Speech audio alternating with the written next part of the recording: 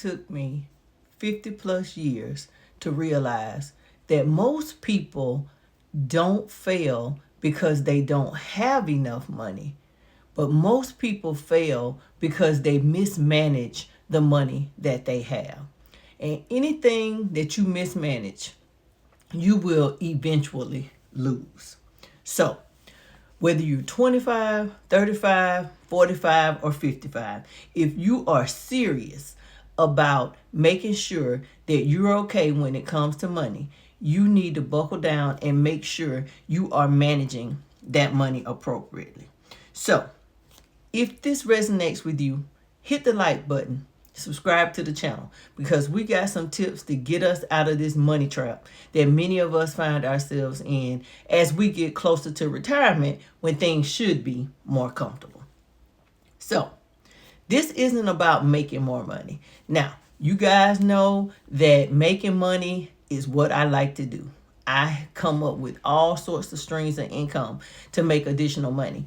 But no matter how much money you have, if you don't manage it appropriately, it'll not be where it needs to be when you need it to be there. So the foundation here is money management, not money making. Whether you're a millionaire or a thousandaire, every penny that you have needs to be managed appropriately so that you can get what you need, or the most bang for your buck, so to speak.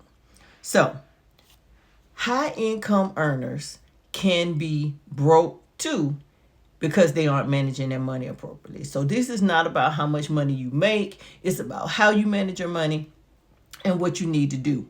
So, I have 8 little things that you can do to manage your money appropriately so that you won't be stuck in this money trap that many people are stuck in. Number 1, have a monthly money meeting with yourself. Treat your finances like a business and schedule some time to sit down each and every month to determine what's going on with your money. Sit down with a notebook or a spreadsheet, your bank statements, and determine, what did I purchase this month that I may or may not have needed? How did I allocate my funds this month? Where is my money going? That is the question. You need to know where every dollar is going every single month. Number 2, you need to assign each and every stream of income a job. Now, if you only have one stream of income, which is your employment, you need to assign each and every dollar to a job. But if you have multiple streams of income, you need to determine how you're going to spend that money and what you're going to do with it. So, if this amount of money from your job is going to go to pay your basic necessities, your mortgage, your car payment, your insurance, the second stream of income may go towards rebuilding the business or putting money back into the business that you currently have. That third stream of income could be allocated for investments or your emergency fund or a savings fund. But you need to allocate where your money is going to go. Even if you only have one stream of income, you need to divide it up and determine, where is my money going to go? Because if you don't know where it has to go and you put it someplace that it doesn't need to be, then you aren't managing your money appropriately. Number 3, and this is really a big one, you need to know what your net worth is. And you need to evaluate that every 90 days. Track your income, your debt, your savings, your investments. This keeps us accountable and helps us make better financial decisions. What gets measured gets managed. So you want to make sure that you are measuring your net worth, because that's very important. You can feel like you make a lot of money, but when you measure your net worth, if you have more going out than you have coming in, or that you're saving, then your net worth is depreciating instead of increasing. But we never know that if we don't sit down and figure out just exactly what our net worth is. And I say do it quarterly or every 90 days or so.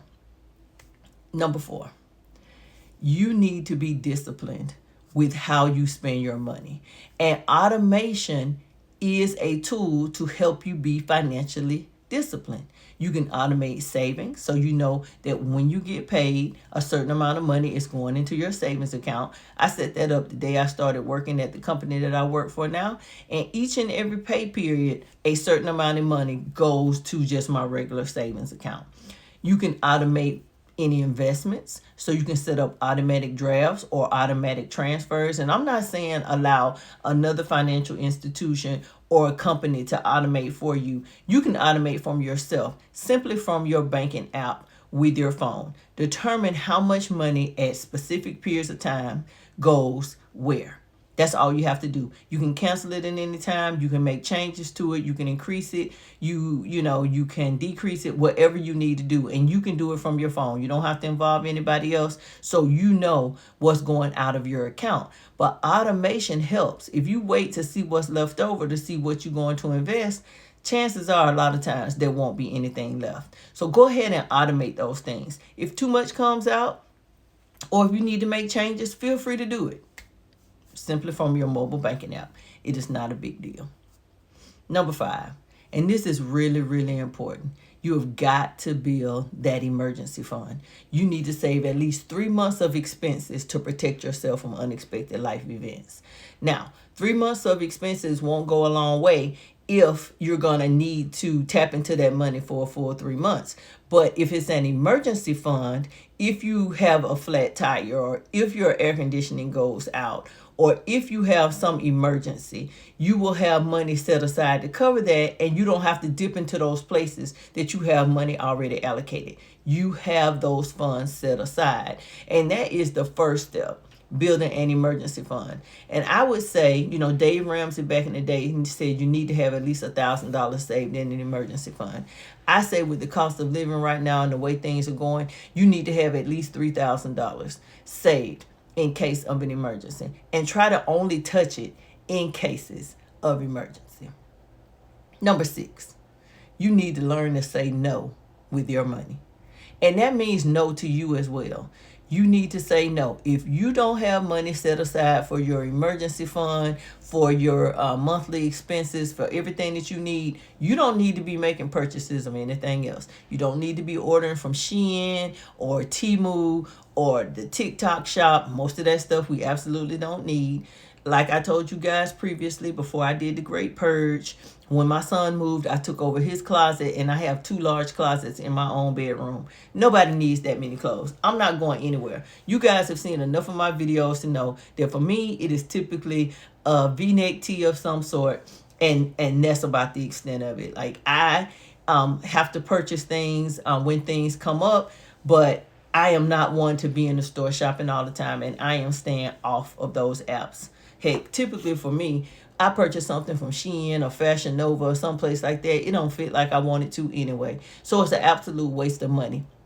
So say no to frivolous purchases and buying things that you don't need. I had a Dollar Tree addiction for a while, but when Dollar Tree turned into a $1.50 tree and a $1.75 tree, and then I saw some things in there that were $5 and $10, that cured me of that addiction really fast, because I typically went in there when it was Dollar Tree because I felt like I was getting a lot for $1. But now that it's going up too, I'm staying away from them as well.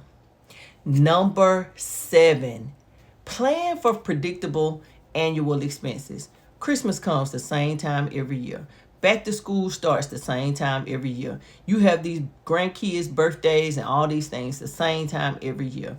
Plan for those things. Sit down when you plan out your year and how you plan to spend money, and determine how much money you want to spend on those things.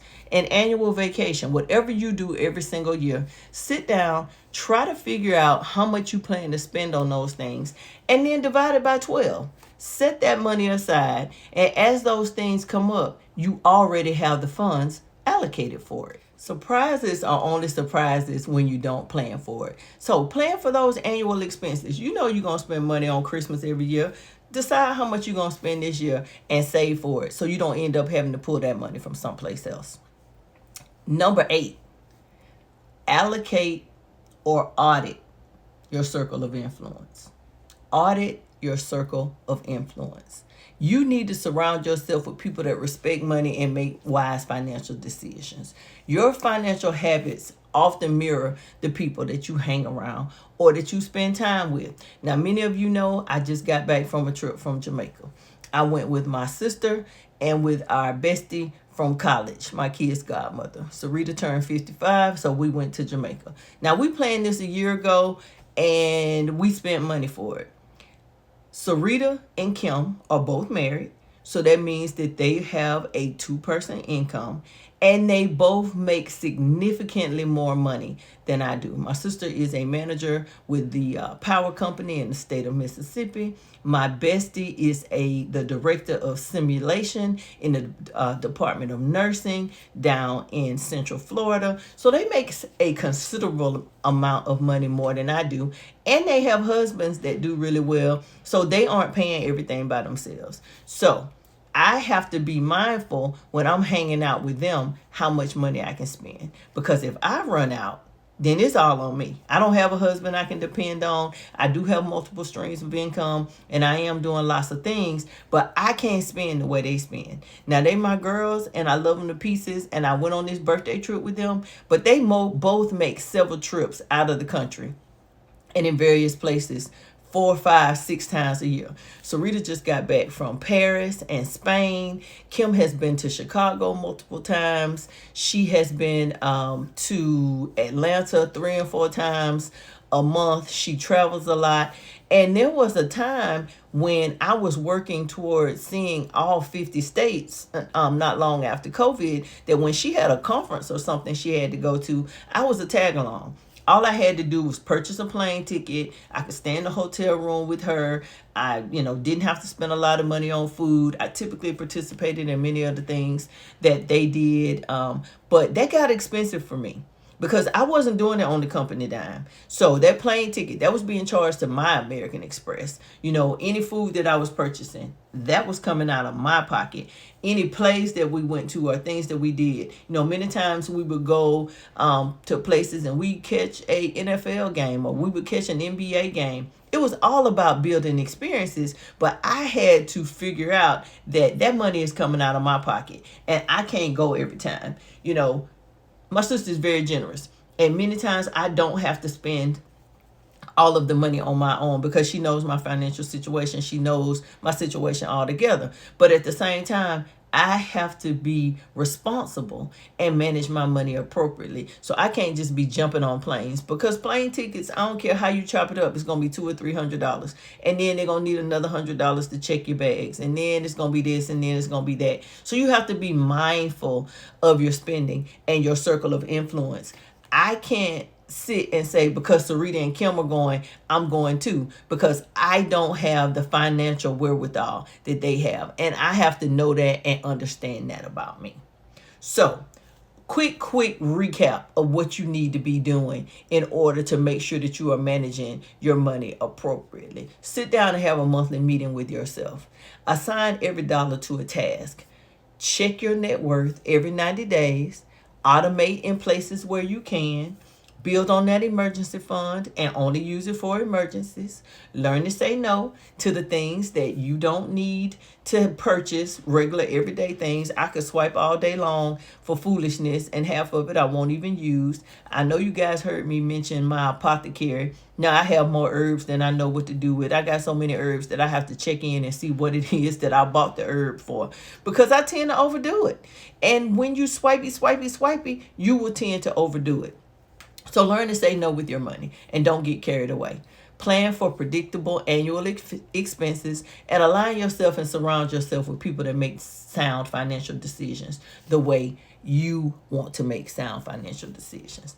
Now notice, I didn't talk about ways to make more money. I simply talked about ways to manage the money that you already have. So I want all of us to become good stewards of the wealth that we already have. We are always focused on making more. But if you make a lot of money, you spend a lot of money. My children are both guilty of that. My son is 24 years old. He has a very good job. He has a very good business, but he also drives a Corvette. He lives in a townhouse that's big enough for 3 people. all by himself, and he loves his big chunky jewelry. So he does not have a emergency fund. He is constantly coming up with new ideas and new ways to make money, but as fast as he makes it, he spends it. And we're not even going to talk about that daughter of mine that's the wealthy dream girl. She is back in Miami with her floor to ceiling windows and the need to do all of this and to do all of that. Miss I spend the summer in Paris. We're not going to even talk about them. But they are not saving for a rainy day. And I am really trying to encourage them to change that and to do better.